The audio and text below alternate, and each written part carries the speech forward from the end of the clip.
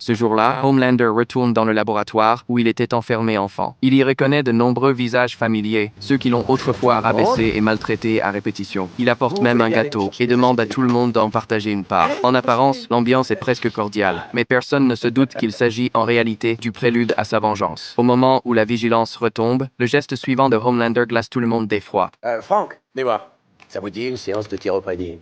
Pardon?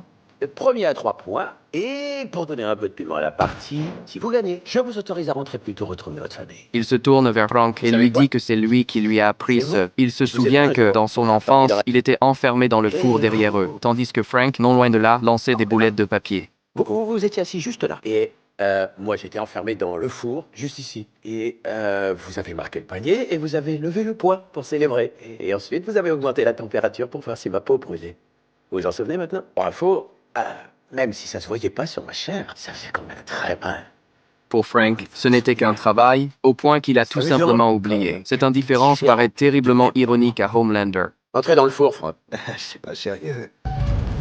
Entrez dans ce four où je vais chercher votre famille et je la mets dedans avec vous. Je suis vraiment désolé. Pourquoi? Vous faisiez simplement votre travail. Non, s'il vous plaît, secours! Il se tourne alors vers le directeur adjoint, Marty, d'un ton faussement poli. Il s'excuse pour ce qu'il vient de faire. Terrifié, Marty acquiesce aussitôt, affirmant qu'ils ont toujours été amis. Homelander sourit et lui demande s'il se souvient du surnom qu'il lui avait donné autrefois. En devenant adolescent, les garçons ont certains besoins. Sauf qu'une nuit, eh bien, j'ai pas eu le temps de finir. Alors vous m'avez surpris le talon baissé. Et là, vous êtes vraiment foutu de moi, que vous m'avez surnommé Giclette. Puis il force Marty à s'humilier devant tout le monde et ordonne qu'on se moque de lui. Eh ben, tu sais quoi, j'ai une idée pour te motiver. Tu te mets à bander tout de suite. Sinon, je te tranche la bite à coups de laser. Tu tiens ta vie littéralement entre tes mains. Vas-y, gicle!